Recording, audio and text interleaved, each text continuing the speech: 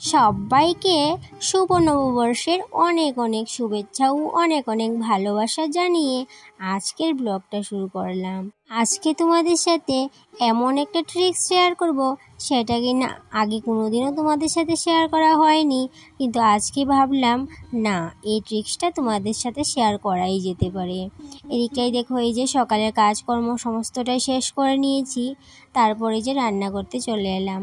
তো রান্না করতে গিয়ে কি করতে হবে বলো তো, ওই যে চালের কৌটো থেকে চাল নিয়ে নিলাম, আর সেখান থেকে ওই যে নিয়ম মাফিক 3বার করে বাম হাতে চিমটি কেটে আবার রেখেও দিলাম। তো সেটা কিন্তু আমাদের একটা নিয়ম। আর এদিকে দেখো, এই যে ট্রিক্সটা সেটা কিন্তু আমি নিজে থেকেই করি। এই যে রান্না করার চালটা নিলাম মেপে, সেখান থেকেও কিন্তু বাম হাত দিয়ে 1 মুঠ চাল আমি এইভাবে করে কৌটোতে রাখি। তো তার সাথে কিন্তু আমি আরেকটা জিনিসও করি, সেটা কি বলো তো, ওই যে যখনই আমার হাতে 10-20 টাকা থাকে বাংতি, তখনই কিন্তু এই যে এই চালের কৌটাটার মধ্যে চালের নিচে রেখে দিই। তো এই করতে করতে এই যে এখানে 200 টাকা হয়েছে, আর ওখানে আছে একটা 20 টাকার নোট। এই টাকাগুলো কেন এই কৌটোর মধ্যে রাখছি আর এই চালগুলোই বা কেন রাখছি, সম্পূর্ণটাই তোমাদের সাথে শেয়ার করব। তার আগে বলে নেই, এই যে 200 টাকার নোটটা দেখতে পাচ্ছ, সেটা কিন্তু আমি একবারই রাখিনি। তো 10-20 টাকা করেই রেখেছিলাম, কিন্তু ওই যখনই আমার ভাঙতির দরকার পড়ে তখন কিন্তু ওই যে নোট দিয়ে ভাঙতিগুলো আমি নিয়ে নেই। আর এই টাকাগুলো জমানোর একটাই কারণ, সেটা কি বলো তো, ওই যে মনে মনে একটাই প্ল্যান, যে এইভাবে করে 10-20 টাকা করে রান্না করে আমি যত টাকাই জমাতে পারি, 1-2 মাস পারি আর বা 3 মাসই পারি, যত টাকাই জমে রান্নাঘরের জন্য একটা জিনিস কিনে নেব। আর সেক্ষেত্রে কিন্তু অনেক টাকা জমেও গেছে। এই যে 200 টাকা জমলো, আর এদিকে 20 টাকা, আর আজকে দিয়েছি 10 টাকা, তাহলে হলো 230 টাকা। তো আরও কিছুটা টাকা জমিয়ে একটা জিনিস কেনার আছে, সেই জিনিসটা যখন কিনবো তোমাদের সাথে অবশ্যই শেয়ার করব। আর সেদিন না বাজারে গিয়ে জিনিসটা দামও করে এসেছিলাম, জিনিসটার দাম বলেছিল 1300 টাকা।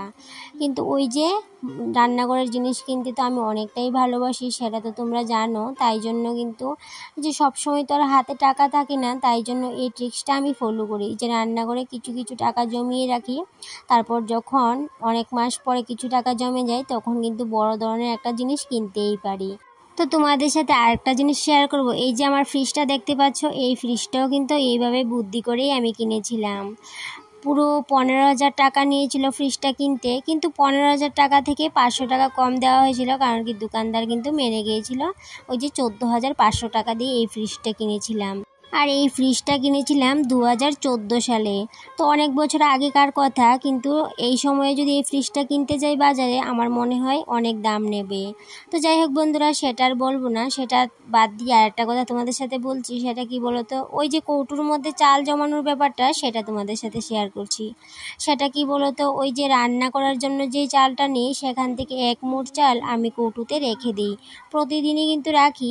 রাখারও কিন্তু একটা কারণ আছে, কেন রাখি বলো তো। ওই যে যেহেতু আমরা মধ্যবিত্ত ফ্যামিলির মানুষ, মধ্যবিত্ত ফ্যামিলি আমার, সেহেতু কিন্তু অনেক সময় গড়ে চাল বাড়ন্তও হয়ে যায়।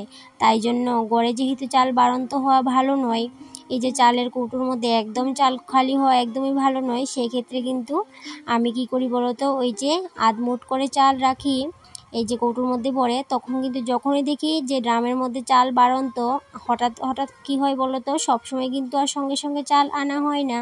তখন ওই যে এক্সট্রা করে যেই চালগুলো আমি জমাই, সেগুলো দিয়ে কিন্তু আমি 1-2 দিন ভালোভাবেই কাটিয়ে নিতে পারি। তাই জন্য কিন্তু এইভাবে করে আধ মুঠ করে চাল আমি জমিয়েই থাকি কৌটোতে করে।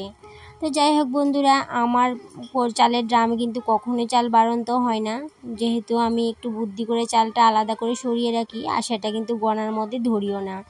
নেই ভেবেই কিন্তু কথা, মানে যখনই দেখি যে চালের ড্রামে চাল নেই, তখনই কিন্তু হাজব্যান্ডকে বলি যে চাল লাগবে, চাল নিয়ে এসো।